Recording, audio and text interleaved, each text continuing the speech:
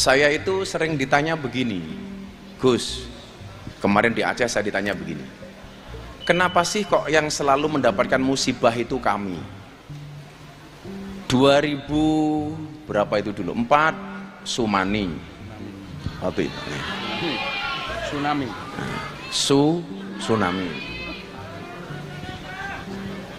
2025 sekian tahun kemudian, 21 tahun kemudian muncul bencana banjir seperti hari ini.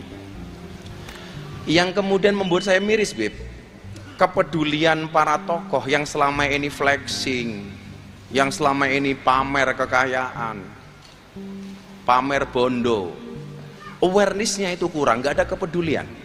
Bahkan musibah sebesar ini yang mencakup 3 provinsi, isunya kalah dengan Tumblr. Yang viral justru Tumblr.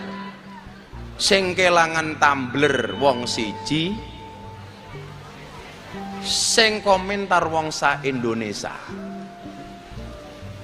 Mila sesuk meneh ki lara pengen kelangan Tumblr gampang.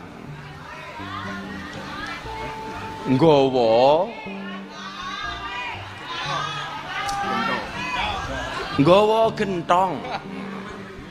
Saya lihat medsos, ini kemana orang yang biasa pamer? Kok nggak ada donasi, nggak ada kepedulian macem-macem. Spontan, Beb, saya bilang sama istri saya, kebetulan saya itu mau ke Lampung, abah saya sakit, Beb. Saya ingat abah saya sakit sebulan itu masuk keluar rumah sakit hampir setiap minggu. Mohon doanya untuk abah saya di Lampung. Saya langsung bilang begini, ya Allah, as-sodaqatu tudfa'ul bala. Siapa tahu kalau saya mengeluarkan sedekah untuk kawan-kawan saya di Sumatera menjadi kebaikan untuk bapak saya. Saya turun dari hotel, ditunggu banyak wartawan. Gus Miftah ada rencana ke Sumatera? Ya. Gus Miftah mau donasi berapa? Spontan saya jawab, saya donasi 1 miliar. Itu nggak ada rencana, Bib. Udah. Saya itu memahami hadis ayat tentang sedekah itu bukan memaksa orang lain untuk sedekah, tapi yang harus kita paksa adalah diri kita sendiri.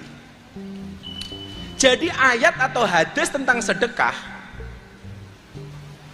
tidak untuk menjadi dalil memaksa orang lain mengeluarkan sedekah, tapi untuk memaksa diri sendiri. Tapi faktanya hari ini nyuwun sewu, begitu banyak tokoh agama menjadikan dalil sedekah untuk memaksa orang lain bersedekah, tapi dirinya lupa untuk bersedekah. Itu yang terjadi. Soalnya nyuwun sewu, kiai-kiai, Habib, Gus-gus, kui biasa nompo amplop lali ngamplopi, biasa nompo lali meneh. Lah Indonesia hari ini sebaliknya. Justru yang tidak rukun itu ulamanya, justru yang tidak rukun kiainya. Seharusnya kiai memberikan contoh kerukunan, memberikan contoh saling mencintai, memberikan contoh tentang bagaimana mencintai yang lain.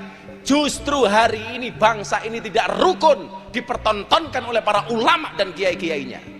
Kalau itu terjadi, musibah akan terus terjadi di Indonesia. Mungkin apa mbaten? Maka mulai malam hari ini ayo sing rukun. Sudah kalian tidak perlu lagi membanding-bandingkan Habib satu dengan Habib yang lainnya. Sudah tidak ada lagi kita membandingkan antara kiai dengan Habib. Aku seneng karo Azahir, aku rasa seneng karo Kai. Nggak ada istilah seperti itu. Setuju? Ini awal musibah itu loh. La tadkhulunal jannata hatta tu'minu wa la tu'minu hatta tahabbu. Syarat masuk surga itu harus punya iman. Sementara ciri orang beriman adalah memiliki rasa cinta dan kasih sayang. Makanya kita malu.